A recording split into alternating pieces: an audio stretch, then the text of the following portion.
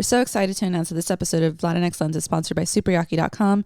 We love movies. The team at Superyaki loves movies. They've dedicated every waking moment or their life to bringing you top quality merchandise to showcase your love for the movies. From soft t-shirts celebrating the 20th anniversary of Josie and the Pussycats to tributes to Guillermo del Toro. Also, have you showed up early enough to catch Maria Menounos? They've got a shirt for that. They even have some pins of some of your favorite directors like Sofia Coppola, Jordan Peele, and of course, Martin Scorsese. Superyaki brings you tangible love letters to movies and filmmakers that you can wear with pride.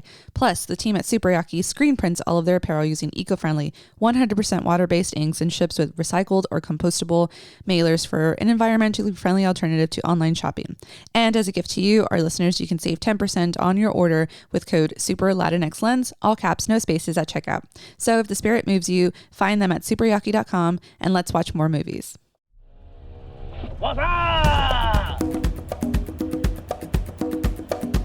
You remember that beloved commercial? What's up? Since I'm a Mexican, I can do whatever I want. My kids could teach you a thing or two, Johnny. I can't believe it! Part of it is here, and part of it is in Europe, part of it is everywhere. Because I think that the greatest thing our art does and our industry does is to erase the lines and the sand. We should continue doing that.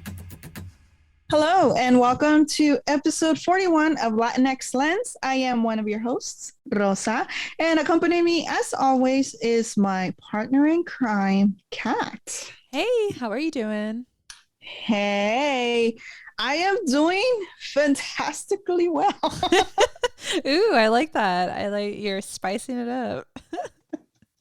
I'm trying to expand my vocabulary now. Yes. I'm gonna expect a different. I'm gonna expect a different adjective every time now. Oh no!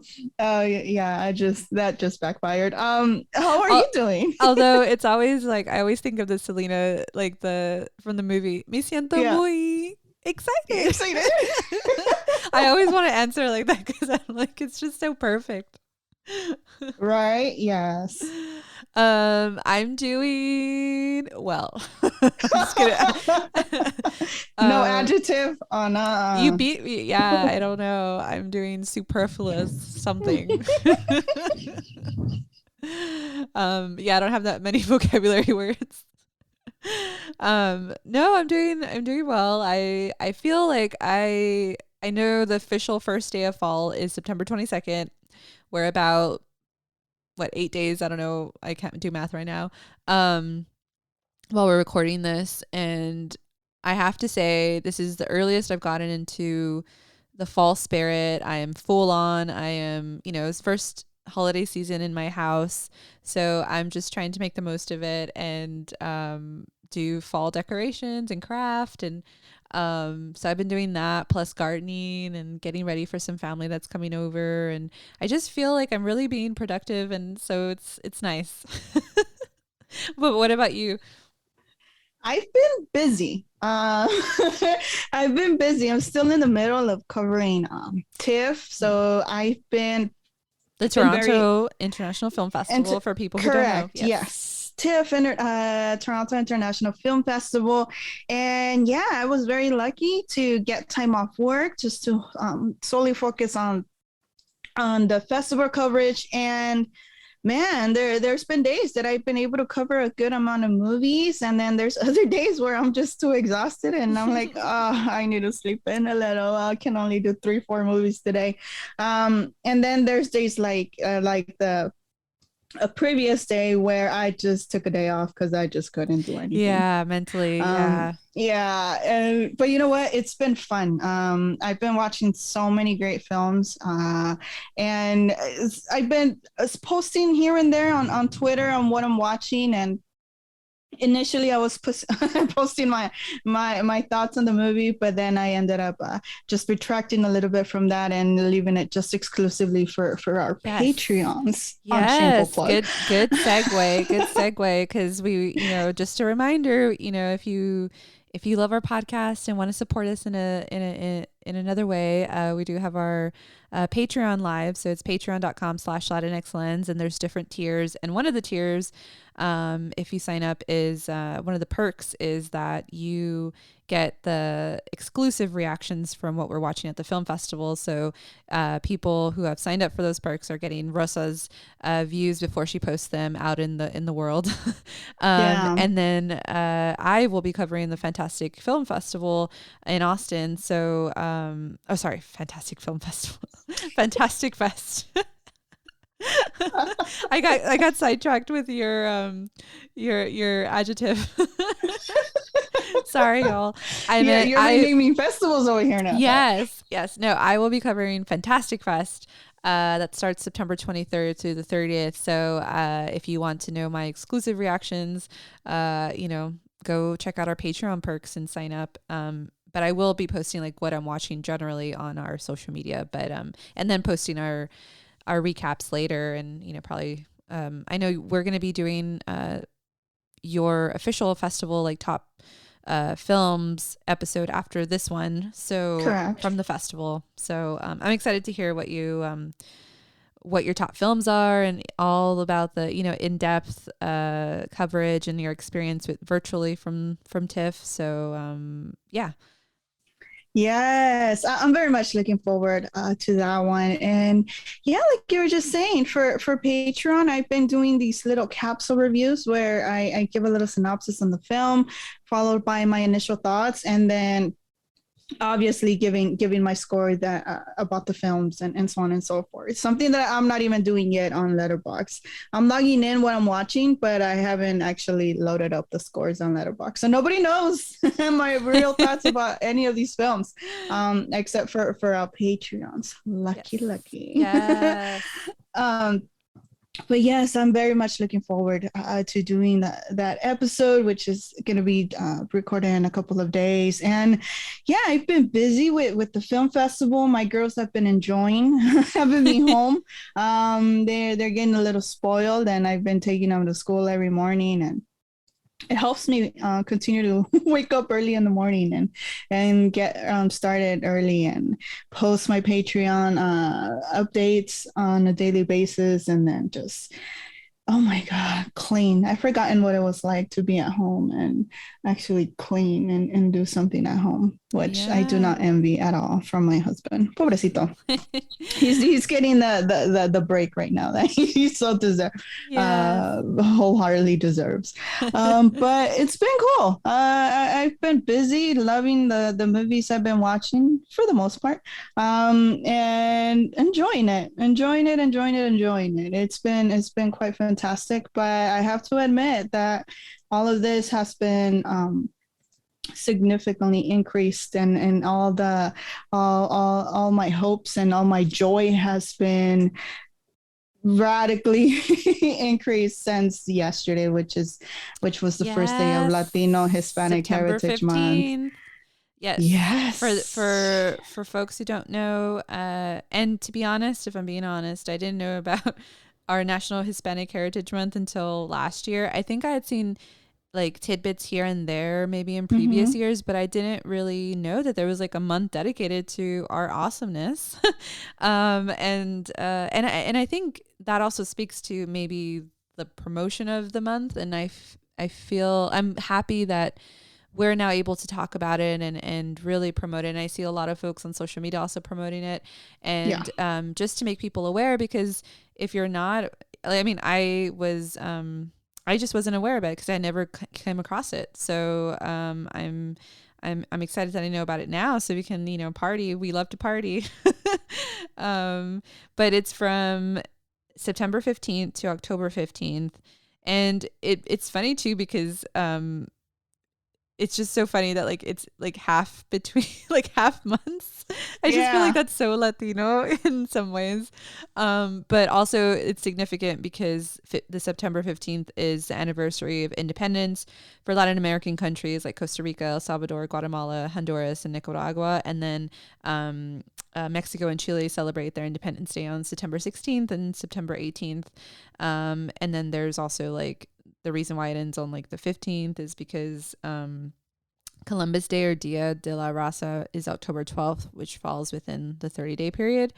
So yeah, it's and started in 1968 under President Lyndon Johnson, and then was expanded by President Ronald Reagan in 1988 to cover the 30-day period. So that's like also very interesting. Yeah. Yes, it's yeah, a lot of people joke. I was like, why did you have to start in the middle of the month? And I was like, yeah, because we're always late to everything, even until our own damn Heritage Month.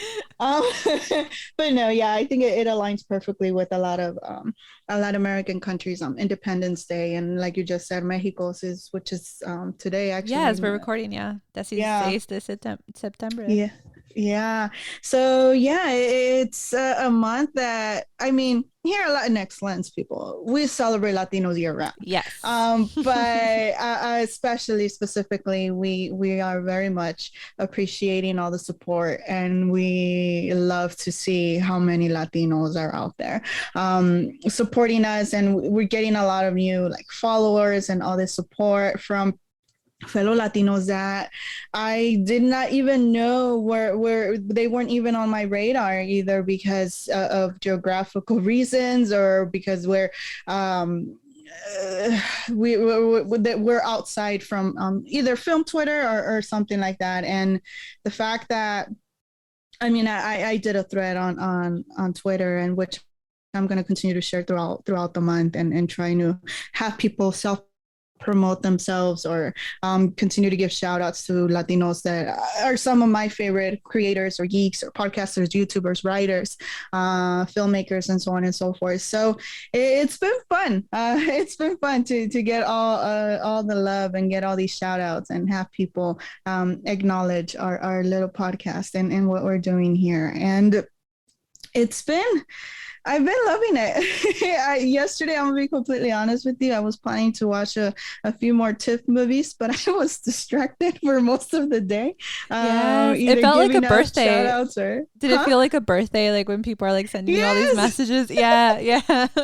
Yeah, it is nice. Like yes, we do celebrate year round, and people are supportive year round, but this one is just like a little extra month, you know, and for a good cause of like really highlighting for folks who maybe, you know, are not aware of the other months of the year, but they want to like learn more during this month. I feel like that's a good thing. So I'm glad, people are celebrating from the community and also outside of the community, and trying to educate themselves as well. Exactly. Yes. And with that, I do feel the responsibility of, well, first of all, I'm pretty sure we're going to have new listeners. So welcome and thank you for following us and taking a chance on us in terms of listening to Katarina and I just rant and drool over movies and all these and everything that we love. So yes, I wanted to actually address a little something, and not necessarily address, but perhaps something that I feel a form of responsibility in terms of Latinos, and because I've been seeing a lot of videos, I've been seeing a lot of pushback from fellow Latinos or Hispanics or and so on and so forth about the term Latinx. And because I am the one responsible for the podcast and the title of the podcast, I think it is my duty to briefly explain where it came from, why, and not the purpose of the term, but how I'm utilizing the term. Because there's been a few videos where I've been hearing. So, and this is a constant, a constant argument and pushback in terms of the term. And one of the reasonings behind it is because they feel that the term Latinx it's forcing itself upon Latinos, and it's somehow making Latinos a monolith, which, in my case, I can only speak for myself and for my podcast, because after all, I am the one that came up with the name. I can just say that my purpose of using the term is to be just an inclusive term, to be inclusive in terms of gender, to be quite frank with you. The Spanish language, which happens to be my primary language, my first language, is very, it's very much gender, it's very much masculine and feminine. You have Latina, you have Latino, Latina referring to women from Latin American descent, and then you have Latinos. But as recently, we've been having a lot of, I don't want to say evolutionary terms, but we do have a lot of people who don't necessarily identify as neither genders, who are non-binary. So how do we address them? And from my understanding, academically, the term Latinx refers to everybody, men, women, and non-binary people. I am not utilizing the term to erase anyone's identity. My purpose of utilizing the term isn't to take away either someone who's a Chicano or someone who's a Tejano or someone who a Mexican American who lives somewhere outside Southern California or in Texas. That's not how I'm utilizing the term. And I think it's and I feel the responsibility to say this and clarify it, because unfortunately, this is the argument that I continuously see from other people that are pushing back on the term. Sadly, these arguments are just becoming very generalized, and unfortunately, people who do use the term sadly are being grouped, and we are being looked upon as either being very capitalistic or very media Hollywood centric, trying to we're being bought out by this Hollywood agenda of being woke or any something like that. And to be quite frank with you, I'm not going to get into politics. I'm not going to get into any of that. I just wanted to clarify how I'm utilizing the term. And lastly, this podcast began because we were being erased from film history textbooks. Because of that is why this podcast exists.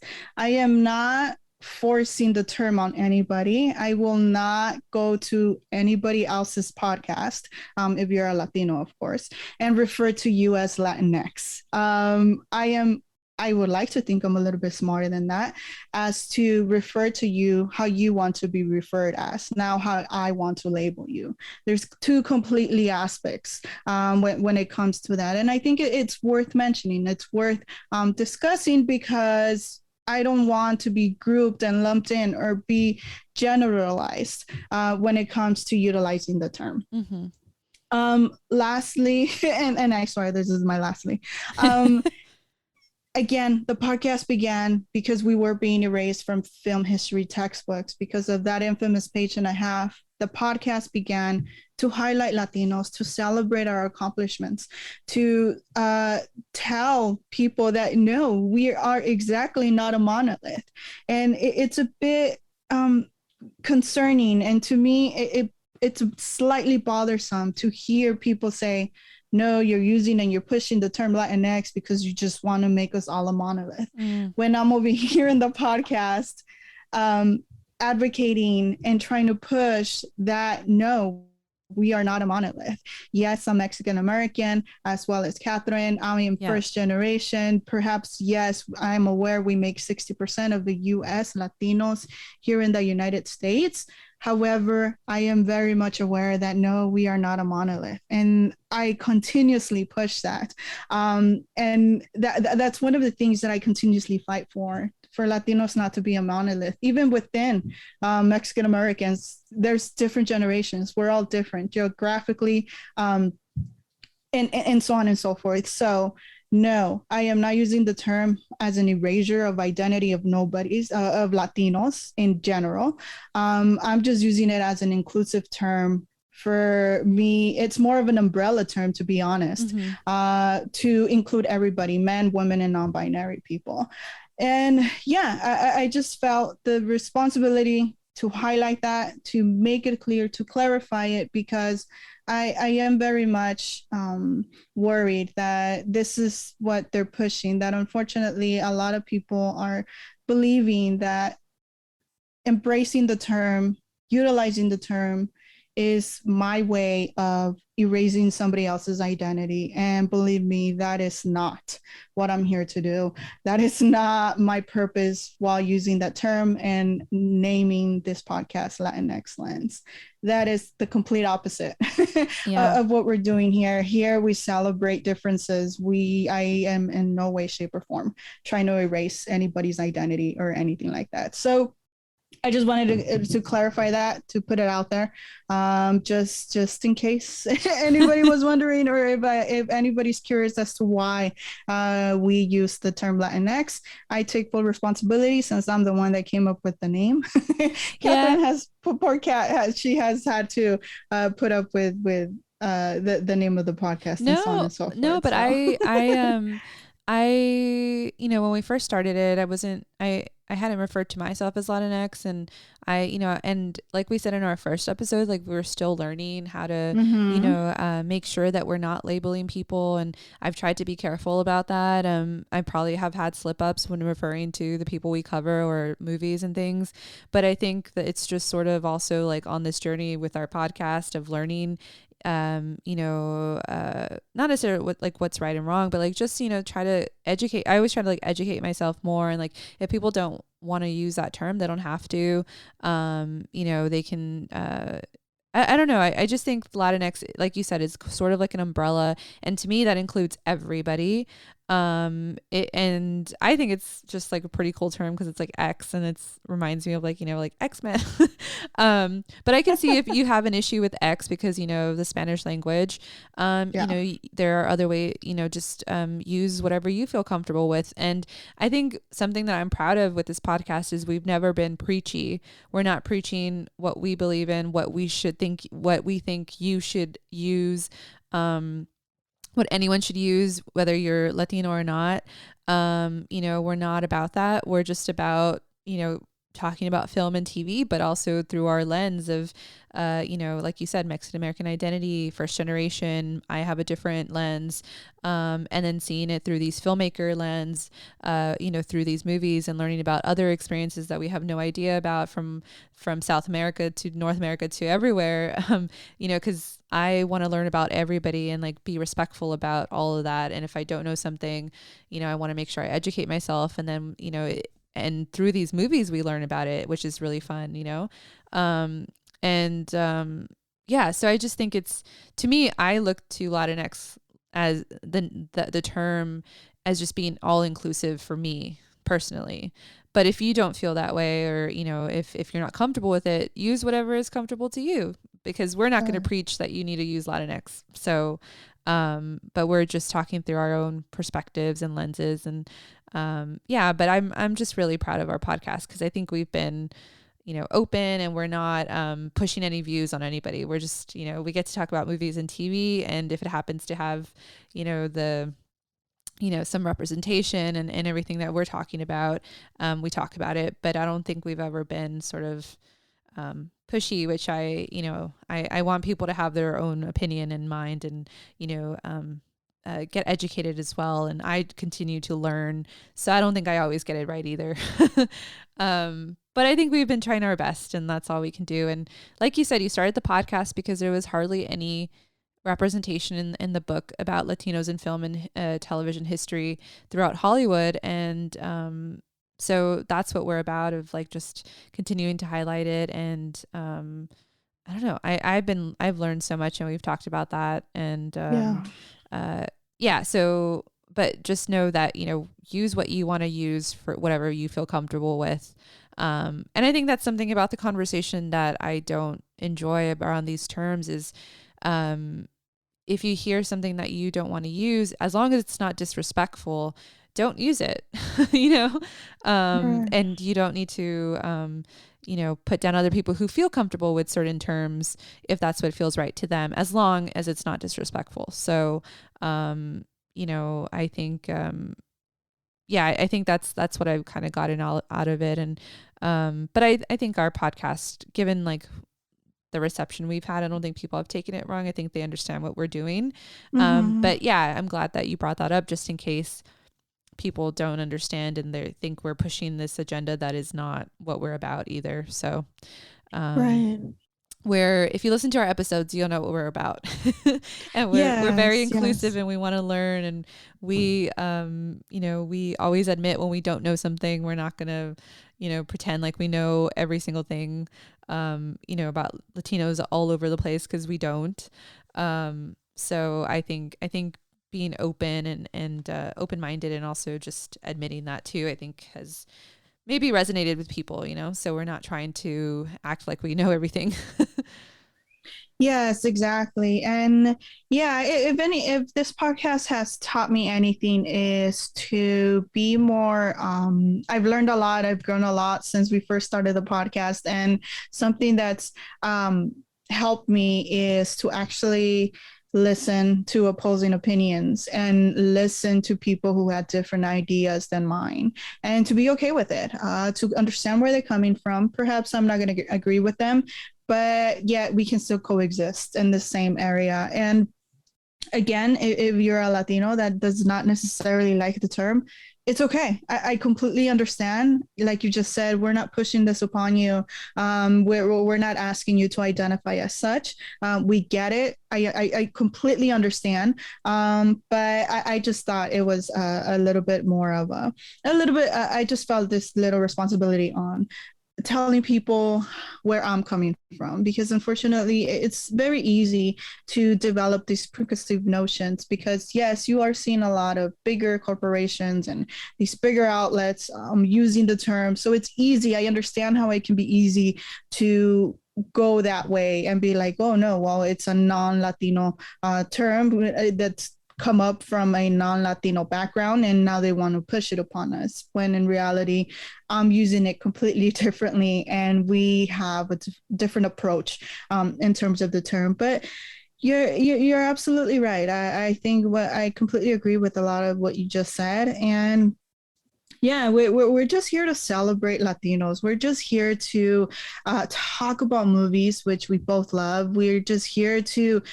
prove that damn infamous page and a half, that whole damn fucking 500-page textbook should have been just on Latinos themselves. Mm-hmm. We could have easily filled up that damn textbook, and I will never get over that. I will forever be bitter of that page and a half. But at the same time, I'm glad we got that page and a half, because otherwise we wouldn't have gotten this podcast. Yes, so everything comes with this. It was, I guess, a blessing in disguise, even though I'm not religious. And but you know what? Yes, we understand. We understand the pushback. I get it. And just the way I respect your opinion, the way I respect other people's viewpoint, I all I'm asking is for the same, just for it to be reciprocated, and just try to get a little bit of just trying to get where I'm coming from, and that my intentions is not to be disrespectful to anybody, or to just disassociate someone's identity just by using one term. Yes. At the end of the day, it's just a word, and the purpose of the podcast, the essence, the whole fundamentals of this podcast is just to highlight Latino talent in film and in television, whether it's actors, directors. We just recently did our first cinematographer, and that's what we want to do. That's what we want to highlight, as well as be a voice and view movies outside of Latino-centric and Latino-created stories through our unique lens, that there isn't a lot of Latinos out there talking about movies. So we bring in our own perspective, and that's how we want to highlight at the end of the day. I'm happy. I'm excited for Latino, Hispanic, Latinx Heritage Month, and just can't wait to continue celebrating what we've been doing. And I think in this case, Latinos, we expanded more than film and outside of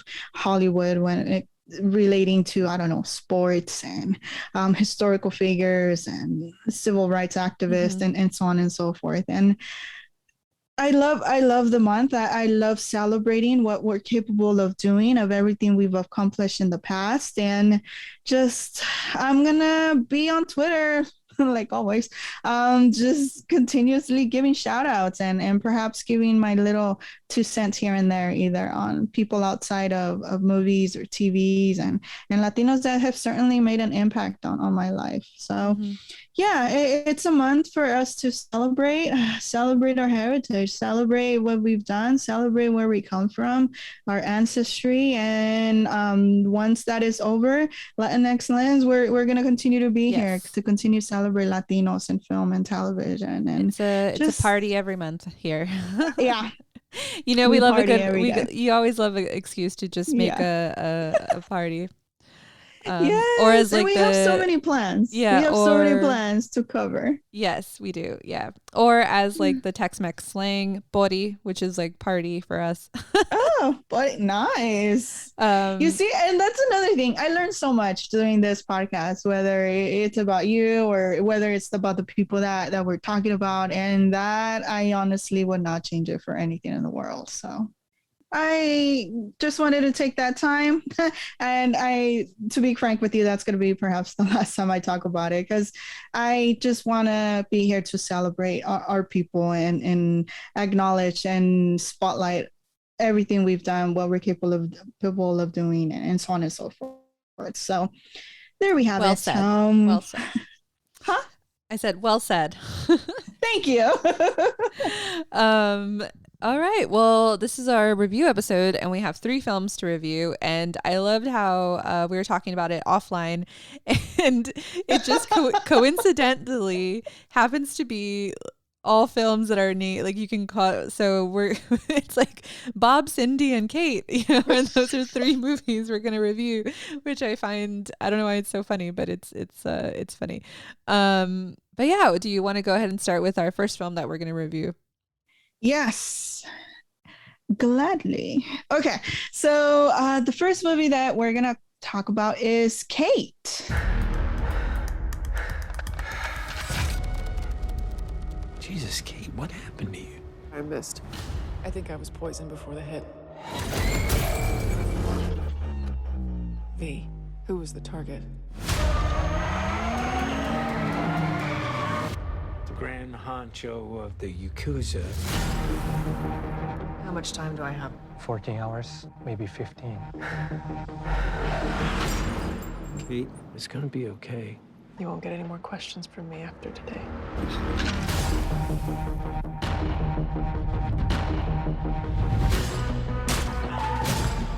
Who are you? I'm Kate.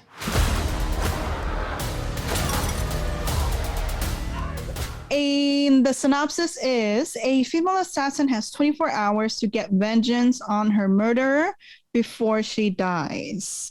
Directed by Cedric Nicholas Troyan, written by Umari Alim. The film stars Mary Elizabeth Winston, Woody Harrelson, and Miku Patricia Martineau. I am incredibly sorry if I butchered those names. And based on the synopsis, I was a bit confused. Yeah. I'm like, how does somebody have a day to go murder someone who murdered you? Wouldn't you be dead by that time? But then, of course, I after watching the movie, it made a little bit more sense. And yes, this movie is currently streaming right now on Netflix. And I think it was you, the one that recommended this one, Kat. Yes. I don't know if it's because it's similar to your name. I don't know. We're about to find out. But yes, what were your initial thoughts on this movie? I had seen the trailer for this one, and I am a huge fan of assassin type films, and obviously the big one, I'm a big fan of John Wick's trilogy and or now more movies and a television series, and it's also, while they weren't the first one to do this genre, I feel like after 2014 everyone has tried to mimic that success. And so I'm always curious now, like I love action movies. It's one of my favorite genres, but also the more like sub genre of like assassin action movies. And then given like the the post John Wick era that we're in, it's always interesting to see how people are trying to mimic that success. And so I saw Kate, and it, it has the same color hues, the pink, the neon, the blue, and sort of vibe, and a very skilled assassin that can take out all these, an army of folks, just like the John Wick type. And also, it was starring Mary Elizabeth Winstead, so I love her, and I was like, well, I'm here for a badass woman assassin that doesn't need to explain that she's badass, so I'm always here for more female action heroes, so we can just call them action heroes as well, and they become a norm thing in action movies.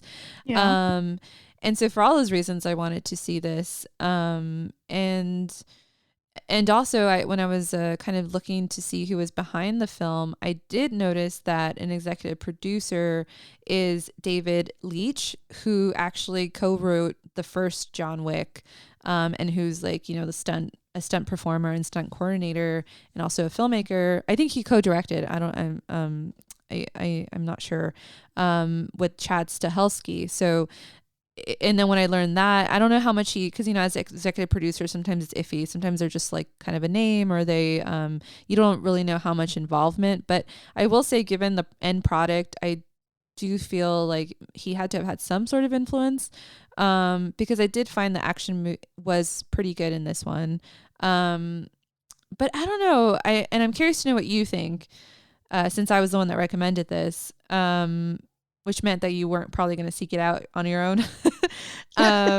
So, because I'm kind of mixed, like it, and I don't know if it's because of all, like now we compare or at least I'm starting to get into the camp of like comparing these to like the John Wick franchise, which I also sort of am trying to objectively not do that, because that's not fair either. And I want to like hold them to their own thing. Right. But, I will say, like, I didn't have anything. I enjoyed the action. I enjoyed, the acting. But somehow I think it felt too complicated. Like, even though, like, it's sort of simple in a way, but, like, there was a lot. Like, I think they really reached for that, like, day of killing thing, just to, like, maybe amp up the stakes for, like, this, because we have been seeing a lot of assassin genre movies now. But I'll go more into detail, but like, I'm kind of curious because I ranted a little bit. What were your overall thoughts about the film? Yeah, I don't like this. And I think I'm right there. And today's soundtrack is brought to you by my ghetto neighborhood. And I think that I find it very, and I don't know, okay, it can be a factor of things. Either my brain is incredibly exhausted because I watched this movie today, right before I watched some other TIFF films, and it's just incapable of like trying to critically trying to analyze what I just watched, and whether having still the festival hype placed upon me is somehow affecting this. I might be exhausted or not, or it might be that the other day when I took the day off, I had to literally This girl fancies herself a businessman.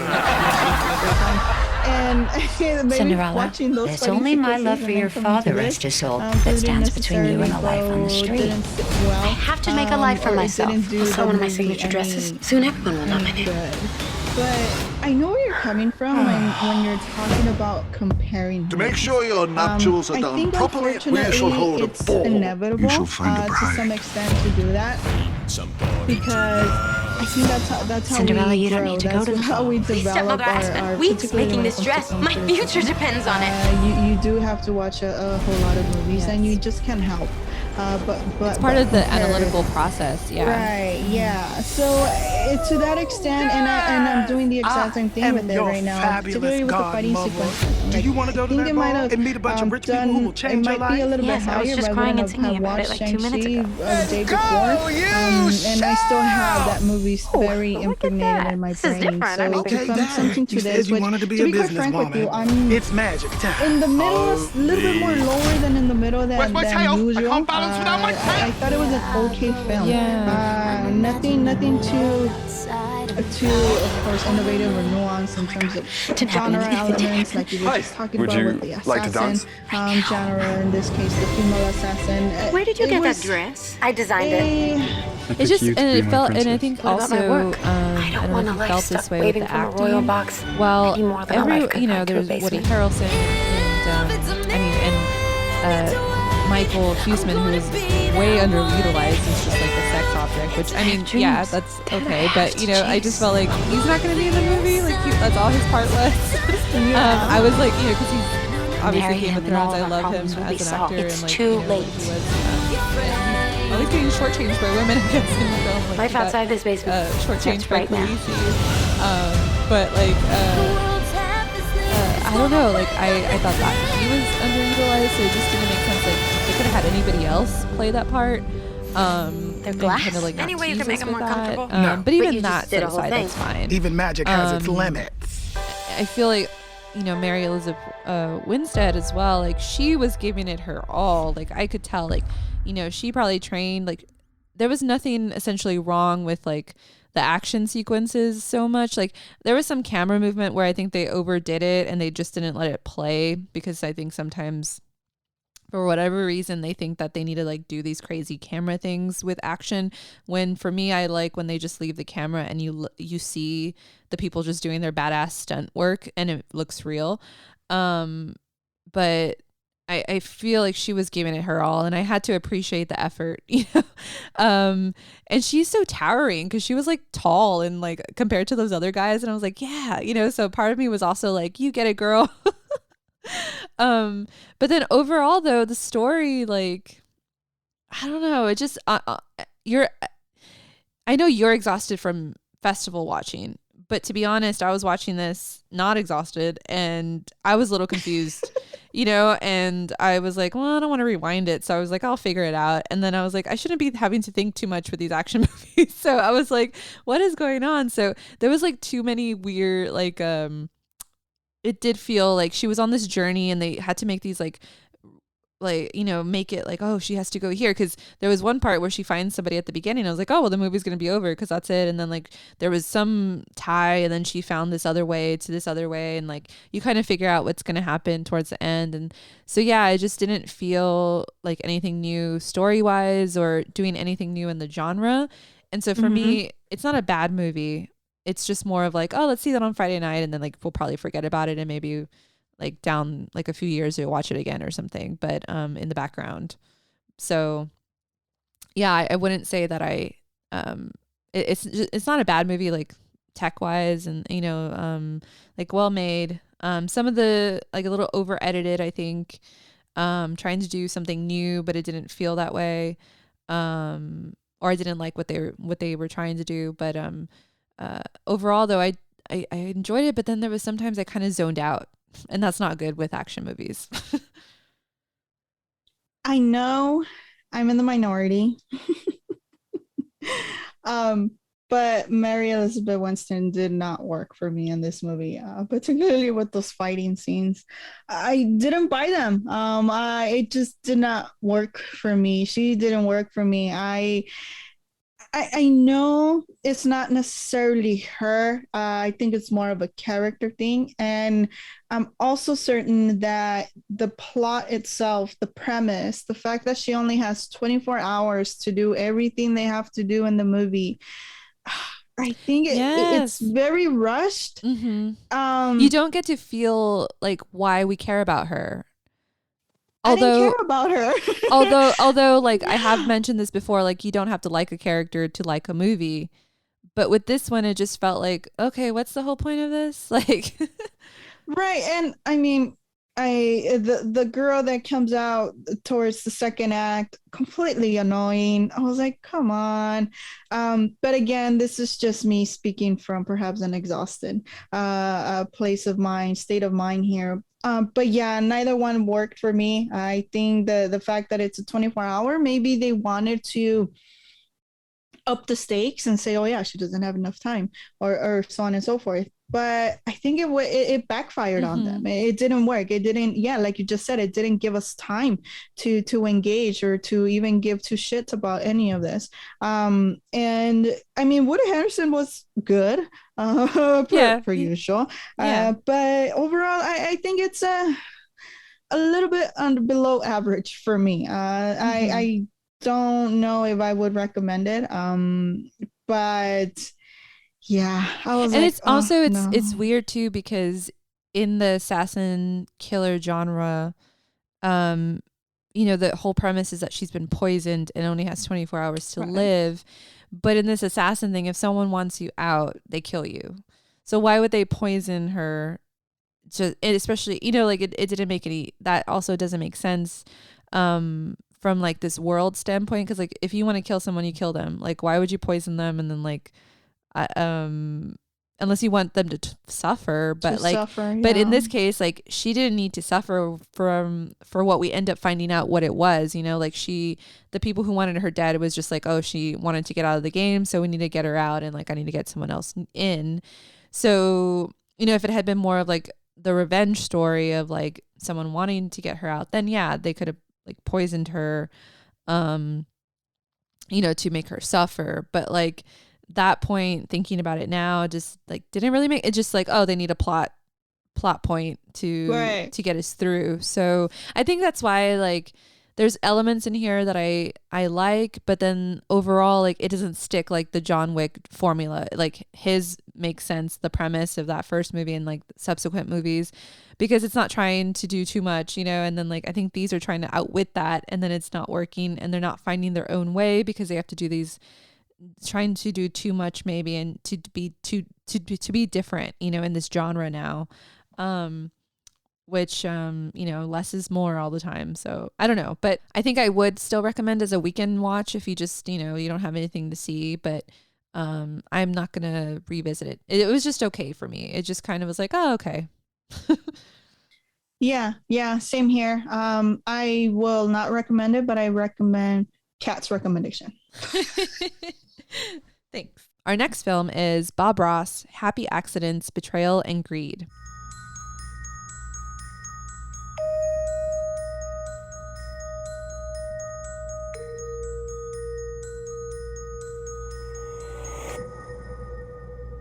I've been wanting to get this story out for all these years.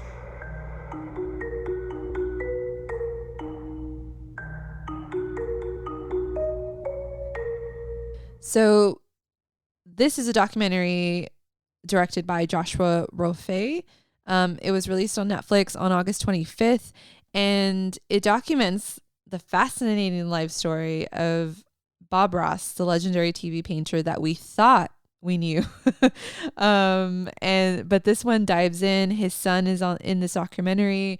It's actually produced by Melissa McCarthy and Ben Falcone, which I found interesting. I don't know how I know they had like talked about how they found it, but I didn't watch any interviews prior to this. But it was, I don't know what your relationship is prior to watching this with Bob Ross, in terms of like, how you feel about him, or have you watched his painting show? And I mean, he's a big pop culture icon right now. And I didn't know too much about his life story. I knew that he had died in his 50s. But I thought he had a happy life, based on like his painting and painting. So, the way he did. So kind of diving into this was a bit sad for me. Like I had to actually pause. And then I continued it like a few days later, because I knew we were going to have to review it. But if we didn't choose it, I think I wasn't going to finish, because I was like, I don't want to remember him like this. But what about you? Like, what was sort of your relationship with Bob Ross prior to watching this, and like what surprised you about this documentary? Yeah, so I did grow up watching. I'm a PBS girl. Yes, I love PBS. Oh my god. I love their Masterpiece Theater, and I subscribe to them. So yes. Yes, so I did grow up watching a lot of PBS, and he would come out a lot. And I do remember him doing his paintings and talking. But of course, I was very very young at the time. And Bob Ross has this. The documentary definitely dives into it and into like his popularity, which was quite extensive. A lot of people weren't necessarily aware of how famous he was. I always remember, and I'm gonna bring up Eugenio Derbez because I grew up watching a lot of his comedy TV shows from that he was doing in Mexico. So he would have this show where he would impersonate a lot of famous people. And two of the people that he would impersonate a lot, one of them was Walter Mercado and the other one was Bob Ross. Oh, really? Oh my God. I need to watch that. I would love to see Eugenio Derbez as Bob Ross, as like the Latino Bob Ross. Yeah. You have to watch it. Did he put on hilarious. Did he also put on like a wig? He does. Oh my God. The fro. Yeah. Yep. He does it all. He goes in. Of course, he goes more with the comedic thing. Yes. And he tries to imitate the voice and tries to be funny. And he has this specific type of comedy that it's not for everybody, but it works on me. But so at the time, I would see Bob Ross, and whenever I would see Eugenio Derbez imitating him, I would be like, oh, okay, yeah, I know who he's talking about. I know who he's imitating. And the reason why I bring up Walter Mercado is because this documentary, unfortunately, reminded me a lot of what I watched in Mucho Mucho Amor, La Leyenda de Walter Mercado, in terms of what they experienced, unfortunately, when sadly towards the end of their lives. There's so many similarities that's a bit frightening, but more than that, it's just heartbreaking. The documentary certainly goes into his beginnings, how I think he was a veteran, or he was in the service for a couple of years, and how he meets the people that eventually screw him over. But eventually it was a insightful documentary to me. I am very much ashamed to admit this, but I had not even known he passed away until I watched the documentary. Oh my God. It's so funny because I was thinking, actually, I think my mom thought he was still alive too. But in the documentary, it talks about that, like, because unfortunately, so spoiler, but so spoilers if you don't want to continue, pause. We find out that his life rights kind of got like he had signed it over. He had got married towards the end of his life because he wanted to I don't know why he thought that would like make the not go to his kid, but his son he guys thought was not as responsible. So then he also gave rights to his brother, half brother or something, and but then it ended up backfiring because when he passed away, they both signed it away and gave it to Bob Ross Inc., which is not associated with his son at all, and it's like these other two people who are like his business partners and basically are from the documentary. We don't know their side of the story, so of course, try to be objective. But from this documentary, we learned that they're not the best people, and so. Yeah, but then the son mentions like because they wanted like when he passed away, they actually went, I don't know, was it to France or like Europe and to sort of start selling products over there, and didn't really even mention didn't make it a big deal here in the States or elsewhere that he had died. It's just like the paintings continued with teachers that are approved by Bob Ross Inc. And the son mentioned like, yeah, people still don't even know that he's died. And I was like, who are those people? It's like, you're one of them, Rosa. Yeah. Yes. I had no idea until they because they do say it right at the beginning, his son does. He's like, yeah, a lot of people don't even know he's passed away. I'm like, he passed away? Oh no, like, what? that would be even sadder if like, I knew he had passed away because like all the other stuff you learned was already sad to me. So I can't imagine you finding out. Like that must have been so sad. Yes, I was very much shocked by it, and that was like me with Walter Mercado. I didn't know that he had died, and then like I saw it, and I was like, no. because I hadn't known anything about Walter Mercado, and then Right. and then I was like, oh, where has Walter been my whole life? And then I learned he died. I was like, oh, great. Yeah. But yeah, you see, it's slightly different because Walter, we don't know until the very end that he passes away. Here, they just threw it at me, right at the beginning, and they're like, yeah, when he says, yeah, not a lot of people know he's passed away, and what they did to him is was not fair, was not nice. I was like, oh no, what happened? So not only are you breaking my heart, telling me he's no longer here, but you're also telling me he suffered towards the end of his life. Do you think though? There goes my childhood. Yeah. Do you think though? Because I know with documentaries, we tend to, we got a lot of information that we didn't know about Bob Ross in this, so that's one thing. But in terms of a documentary, because I think you and I do watch a lot of documentaries, or I don't want to speak for you, but I think you do. I do. Yes. So did you? And I do think it's a little bit biased towards, obviously, if the son participated, he probably was telling his side. But it did say that the Bob Ross Inc. declined to be part of the story. So I guess they didn't, they did try to reach out to them and they didn't want to talk about it. But it does lean towards, Bob Ross's side and his son and like other people who knew him. And also people who got wronged by the other, like sort of were, what is it called? Like not bystanders, but was like sort of in line, like Bob Ross Inc. wanted to take over some painting, like some paints, and then like these other creators kind of got shunned by that company and things like that. So you see sort of like collateral damage from like the painting world, like such drama, but in terms of a documentary style, did you like that they told you right away? Because it seems like it really got you hooked, although it caused a little bit of emotional, like it really made you feel, because if you hadn't known that he died, you're like, oh man. And then they're telling you like more stuff happened. So, and you continued watching. So did you like that storytelling in terms of like documentary?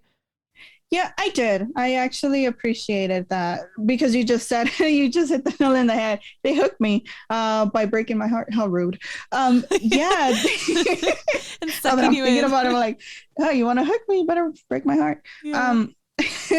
But no, I appreciated it that they told me right off the bat, because now I am going to sit and stay throughout the whole documentary to find out what truly did happen. And yes, we do see the movie through the perspective of the son, which of course it can come with a little bit of bias here and there.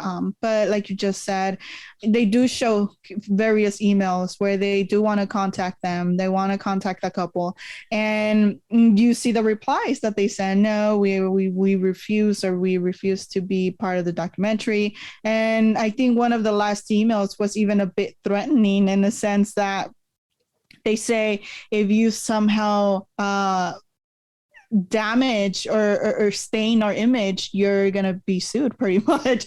And I was like, well, okay, no wonder a lot of people didn't want to be part of the documentary. Yes. We have people like this being threatened on a daily basis.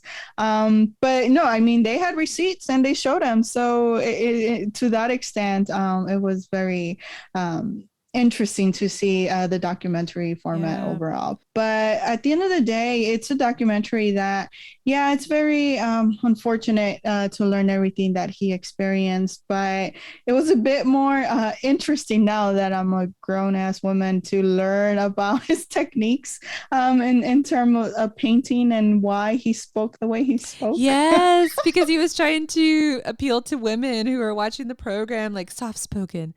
I was like, okay, Bob Ross, I see you. And then when they were showing, and then we learned that maybe he had like an affair, and like it was just it's interesting to learn more about his life. On the one hand though, I as a fan of his, I don't know, I feel like, not that it's his image is tainted, because if that's who he was, that's who he is. And he didn't do anything bad or anything, but like, I don't know. I guess from like, maybe I always just think of the Deadpool impression, like it's like we basically have idolized Bob Ross in pop culture. Mm-hmm. And then this one sort of like brought down like, hey, there was actually a person behind this like iconic, image that we're kind of fascinated by from this show. And I guess it just put like, you know, the flaws and the pain and the betrayal to this face that we've known so much. And then you kind of like, oh yeah, he was, you know, a real person. And it kind of like breaks that facade of idolizing him in a way. And I mean, it makes you empathize with him too, but there's sort of a little bit of that, I think, is why maybe I also pushed back initially, because I was like, oh no, I don't know, like Bob Ross is so pure, like, and then it just it kind of broke down a little bit. But you know, I'm glad that the son was able to talk and you know, put his piece out there and his story too about his dad. And I'm sure it wasn't easy for him to talk about certain things in this documentary, regardless of whatever, you know, Bob Ross Inc. thinks the intent was, because he has a right to do that and voice his, you know, talk about his dad.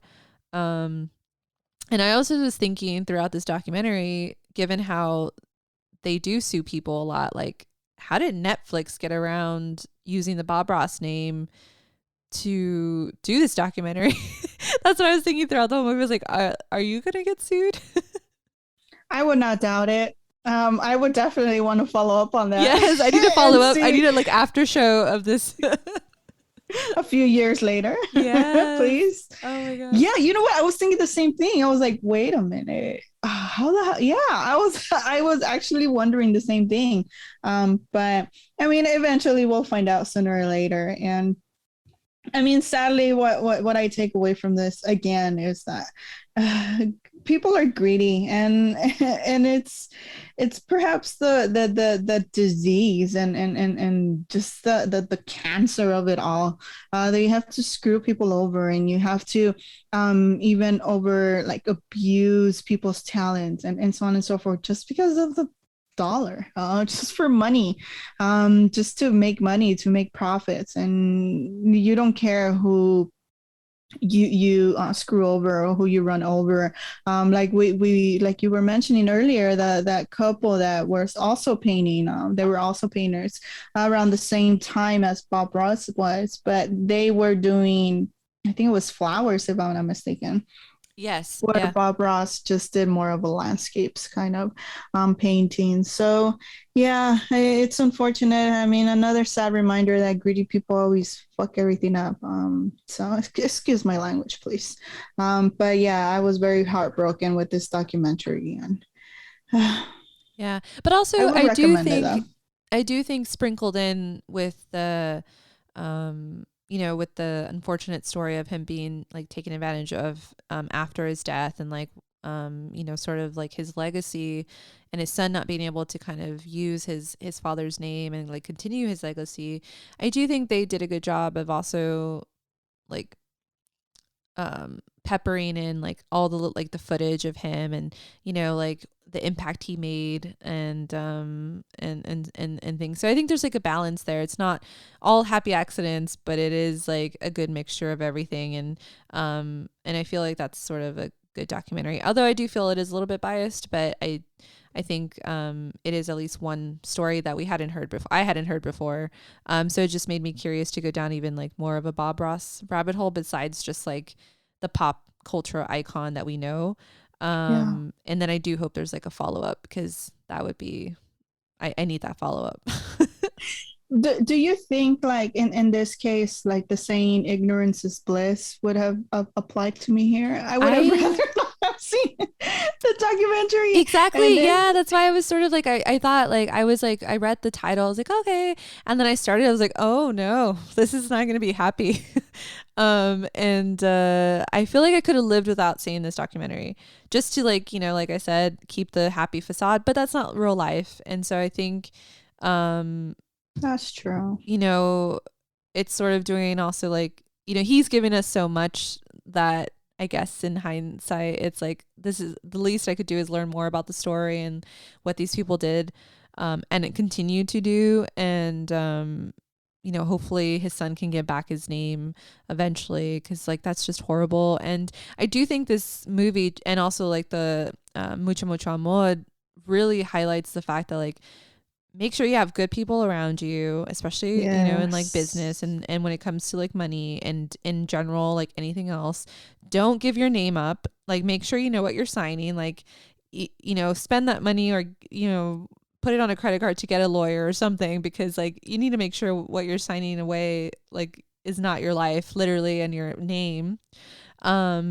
Because you, especially if you work so hard and you're so talented, like it's just sad to see both these people that were taken advantage of, but also sort of like you need to make sure that you know what you're signing essentially too, because that's part of your responsibility.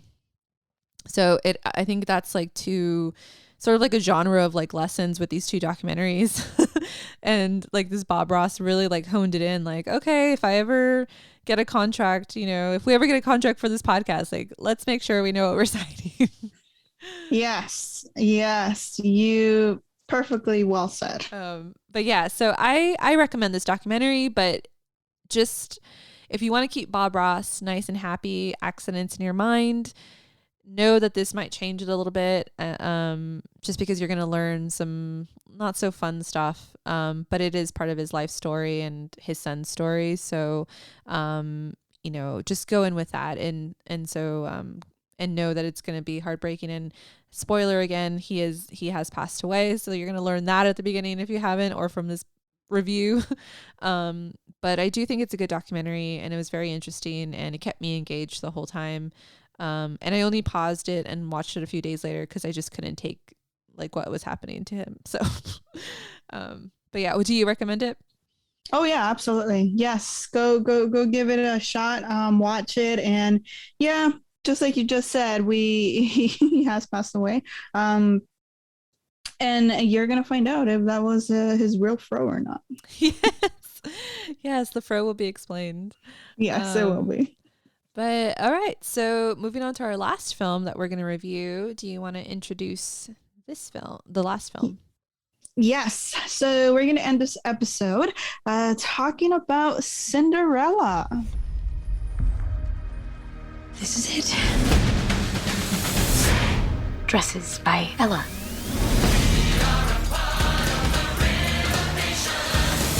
Here's a laugh. This girl fancies herself a businessman.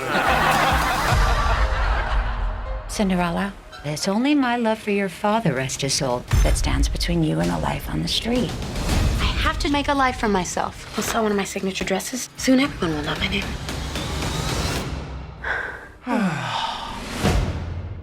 To make sure your nuptials are done properly, we shall hold a ball. You shall find a bride.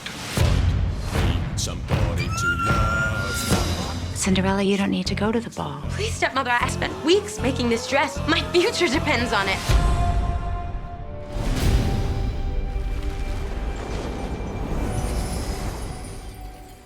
Directed by Kay Cannon, who's also has a written writer credit here. The synopsis is a modern movie musical with a bold take on the classic fairy tale. Our ambitious heroine has big dreams, and with the help of her fab godmother, she perseveres to make them come true. So I'm laughing because this movie was getting a lot of hate. Oof, simply yes. with the trailers coming out just on social media. And I had to give it a shot. Maybe you can call it hate watching or whatever you wish. But we had to give it a shot. Again, we have to highlight Latino representation or contribution in movies. In this case, certainly applies to it, considering that we have a Latina in the leading role as Cinderella in this case. But yes, I want to hear your thoughts on this movie, Catherine, because you and I have not talked about any of the films that we're currently talking about. And I'm afraid I have a very unpopular opinion on this movie. But first, I want to hear your thoughts on it. Yes, I get to go firing squad first. Although I don't know if that's the right thing to say, so I'll just take that out. But yes, so I think I might have a similar unpopular opinion, which I even thought I would not have. I saw some of the clips and I was like, oh, I don't know. This doesn't look very good. But I, eventually we're like, oh, let's review it. So it kind of forced me to watch it. And I have to say, like, based on what I was seeing on social media, it made it seem like it was like the worst thing ever. And to be honest, I thought it was okay. And I was surprised that I thought it was okay, because I thought I was going to hate it, or it was going to be very cringy, or, you know, just like unwatchable. And to be honest, like I got through it. There was even like songs that were catchy and fun. There were elements that just felt awkward. And you know, kind of makes it like, you know, a little bit like a few notches, you know, each rating or whatever. But I have to say overall, I liked it. I did enjoy it. And I was actually very surprised by that. But there are elements that we can talk about that I did not enjoy. And but in terms of the adaptation of like, I think the thing it suffers from is it's trying to be modern, yet also be sort of like the period piece. And it doesn't know how to strike the balance between maybe like doing it like kind of a satire-ish thing. So then it feels like, oh, you're doing these elements from like a period piece, but then you're talking like modern, and that didn't feel just like in terms of like the plot and like nice storytelling. I didn't like that. I don't like when it doesn't find its balance. But I did like the updates in terms of like the stepmother and the sisters, and how it's not just like this cattiness and they're like treating her horribly, and it's actually, we get a backstory to the stepmom, and that felt very modern and updated, which I think it was probably already 20 years too late in terms of like the Cinderella, like the women in this story needing to get updated. But I was like, I appreciated that they did it. And things like that. I feel like there was some in that she wanted to be independent. I really enjoyed that, because I'm an independent woman. And so I like that would be, you know, if girls are going to watch this movie, you know, that are younger, that they'll have that, sort of example to be like, oh, I choose me more than I choose, you know, this other person. And my what I want is more important, you know, and if you can't be there, then, you know, I don't want that. So like, that's such a good lesson to teach, to young girls and everybody. So yeah, so those things I actually kind of enjoyed. But again, it has some missteps overall, but yeah, sorry, I ranted again, but what do you think? I think you are absolutely correct. You know what? I am right there with you. I saw the trailer, so I was like, ooh, cringe. This is going to be really bad. And then I start watching it because we had to cover it for this episode, and initially I was a little taken aback by the modern music in this world, and then slowly but surely it grew on me, and before I knew it, I was jamming to all the songs that they were playing, and I quite enjoyed it, actually more than I thought I would. And I was delightfully surprised by Camila Cabello's performance. I thought she was very charismatic on screen. I think that, don't get me wrong, that, like you just said, the film has issues, but I think what she does in this movie works. It worked for me. I couldn't take my eyes off her. And when you do have a protagonist, that's the point. You're not supposed to take your eyes off her. You're not supposed to be bored by her. And I think she very much carried the film throughout. She carried the film, and she did a very good job, in my opinion. However, I think there is zero chemistry between her and the lead actor, who's supposed to be some type of version of a Prince Charming kind of thing. That did not work. In fact, I think I would have been okay with if he was like completely out of there, but then the story wouldn't work. Oh, when she chose herself, I was like, good for you.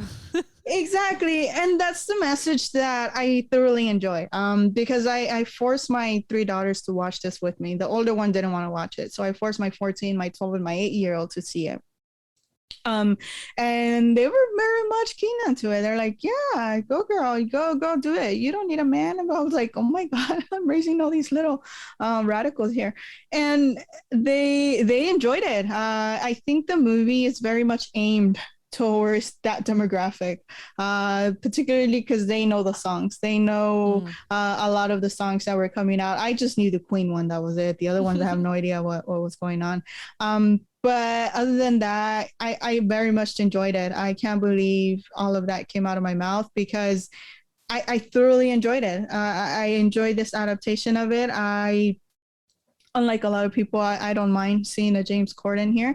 Although I did appreciate, I didn't see him for long because I feel he's in every single musical. And to some extent, he was one of the I could have done without him. No offense to like James Corden, he's fine, but like I can't stop thinking that it's James Corden, and so like in terms of like movie illusion and suspension of disbelief, like he needs to just stop because like it's not working. You know, he's not disappearing into the roles. He is very much James Corden playing himself in all of these, and that kind of takes you out sometimes, and then you get a little bit annoyed, or I got a little bit annoyed by it.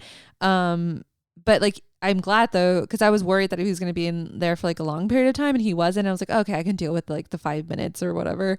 But yeah, and then you're so right about Camila Cabello, because I was a little worried, you know, because you know when singers turn actors, sometimes it doesn't work out. And I was a little bit worried. I was like, oh, I don't know how she's gonna be.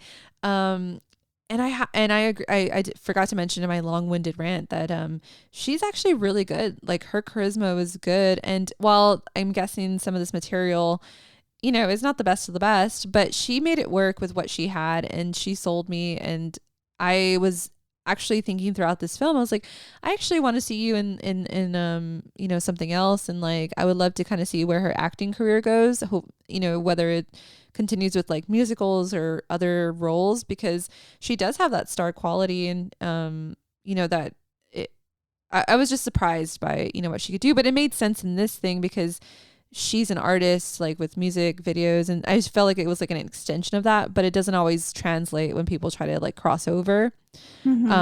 So and then I loved, like, you know, obviously her singing and her dancing was there, so yeah, it was good. But yeah, I mean, there was elements that are super cheesy, but I mean, and then also, like, could we have done without this version because there's like a million other versions? Probably. But you know what, it is nice to have like a Latina Cinderella, and also the messages of this film that I don't think have been in the other films of, you know, being able to choose your own way and not having to depend on a man or love, or if it's not going to conform to what you want. And also like the women in this story of like learning about like how they couldn't, you know, move forward, and that's why they're causing sort of like the pain on you, which is not right, but you know, it's like there was a little bit of a backstory behind that, instead of it just being like these evil stepsisters and stepmom, because there's always pain behind why people do, you know, not so nice things. So I liked that they kind of put some backstory to that. But yeah, I based off like the social media reaction, I thought I was going to hate this. And then I was like, you know what? Yeah, that's why you got to watch movies for yourself, because you might, you know, some of those initial reactions are not necessarily what it is. So I'm glad that I gave it a shot, because I actually did enjoy it. I was kind of like singing along, and I was like, I recognize some of the songs, and I was like, okay, I'm down with this. I don't know if I'll watch it again anytime soon, but I didn't hate my time watching it. Right. Yes, I think what I enjoyed is that it knew what it was, and it went right along with it. After all, we do get a Pierce Brosnan singing, but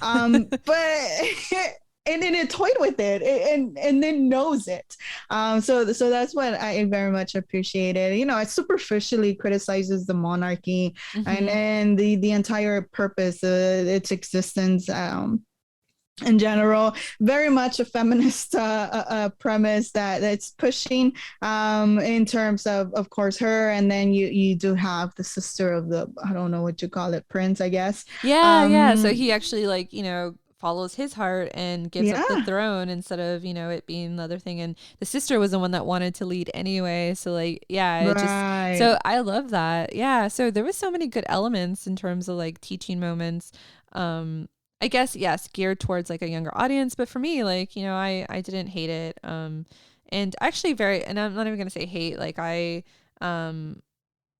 would give it, you know, sort of like above average. But because of like the costumes and like the tone of like period piece, but not really period piece, like those things, like, I have to like knock it for, cause it's just, it doesn't make sense in terms of like the movie world it was trying to set up. Like, what are you, you know? But other than that, it was enjoyable, and I would recommend it. Yeah, I would recommend it too. I actually liked all of that. It reminded me a lot of what do you call it? The Sofia Coppola movie, the Maria Antoinette, Oh yeah, where yeah. she's wearing tennis shoes in an Yes. era where she's I love not, Marie they don't Antoinette. even exist. Yeah. So yeah, I got a little bit of that vibe. Of course, not nowhere near in terms of filmmaking techniques or anything of a Coppola film. But in terms of sprinkling, well, not sprinkling, you have a lot of modernism in here. Which I didn't mind. I liked the bold approach. It didn't disappoint me at all. And I mean, I have to give a shout out to Billy Porter. I mean, who else better to be your fairy to help you than Billy Porter himself? Yeah. He killed it. That was fun. Yeah. Yeah, definitely. And yeah, I very much like what Idina Menzel did in here. And I am very much surprised that I liked it. I just don't think it's a good. It's certainly above average for me as well. And just like you, I don't think I'll be revisiting it anytime soon. But I do recommend it. If you are going into the movie with the mindset of, oh yes, I'm gonna go into it and it better meet or exceed the 2015 version or the Brandy. I mean, Brandy. A lot of other, and like Ever After, and like I love a lot of those previous versions, which I don't think you have to, because you like this version, you can't like the other version, and like vice versa. It's like I like them for different reasons. And I'm judging this one for whatever it is, and it's fine. Like, and I'm not a ranker, so I'm not going to rank the Cinderellas. But yeah, it can exist in its own little thing, especially because it does have like the first, representation for Latinas, like a Latina Cinderella. So it's a bonus. Yeah. In terms of movies, like big studio movies, she is the first Latina. If we're talking about Latinas in general, I think she's like the fourth or the fifth. If you consider the Disney damn movies, like with Selena Gomez and Sofia Carson, and then you had the Once Upon a Time show on ABC. I think the last season, you had an Afro Latina actually as the Cinderella. So if we're talking about movies itself, yes, she's definitely the first. But you know what? And what I appreciated about this is that we really don't get any Latinidad until that last song from J-Lo. Yeah, I was rocking to it. Don't ask me why. I like that song. I was loving it. It's and I think that's awesome too, and I think just like the Brandy and Whitney Houston one, there wasn't any mention of that either. Like that was like probably the most diverse Cinderella version. And I remember watching that when I was younger, and I was like, oh cool, like it helped me just think like, oh yeah, this is normal. And I think this will also kind of help again, when kids will see just like, there's different people and colors and everything, like it's normal, and there's not you don't have to make a big deal out of it, or and I think that's good too. So I like that they didn't really talk about that either. It's just sort of like we've coined on this podcast, like the Robert Rodriguez effect of it just being normal, Yep, absolutely. It's been normalized, and I liked it. I liked it very much. I would recommend it. But again, if you're going into this already with the mindset of it has to exceed certain films or things like that, then you're probably going to be disappointed, because it's unique. It's very bold in its approach. But again, everybody has their own taste, and film is subjective. So I would recommend it, but yeah. Yes. You may, I would just put the first 5 minutes on, and if you can probably tell if because it's on Amazon Prime. So if you have it and you're looking for something to watch, and you kind of want to give it a shot, just give it 5-10 minutes. If you don't like it, you don't have to keep going. So it won't hurt. Or it might if you don't like it, but but to my surprise, as we've talked about, I enjoyed it. You enjoyed it. Not what I was expecting. I thought we were going to have to be like, oh no, there's like this Latin representation that we have to like, not like, which I mean, it's totally okay too. We have the right to do that, but it's not fun. And when like Camila Cabello was like awesome in this, I was like, oh, thank God. Yeah, same. I mean, obviously she's a performer, so she certainly has that nailed down, because I like what she did here, and she very much surprised me. So yeah, I would also recommend. Yeah, go check it out if you want. If you don't, then don't. Go watch another one of the adaptations. But this one, I was keen on it. Yeah. And if you do like one of the other adaptations, let us know which one's like your favorite, because I like several of the adaptations for different reasons. So I actually would be curious to know like what everyone, what's your favorite or what you grew up with, because there's so many of them. So I think it'll be interesting to see like who, based on like how old you are, like, maybe your taste, like, I don't know. There's, I think, a Cinderella in there for everybody. Yes, absolutely. I agree. Well, all right. Well, that's it for us. So, Rosa, when they're not listening to you here at Latinx Lens, where can they find you? Yes, you can find me on Twitter, Instagram, and Letterboxd at Rosa's Reviews. And where can we find you, Kat? Yeah, you can find me on Twitter and Instagram at Things Cat Loves. And then please make sure you rate, review, subscribe to Latinx Lens wherever you listen to your podcasts. And you can follow us on Twitter and Instagram at Latinx Lens. And then make sure to go check out our Patreon, patreon.com/Latinx Lens. And for more info, visit latinxlens.com. Until next time.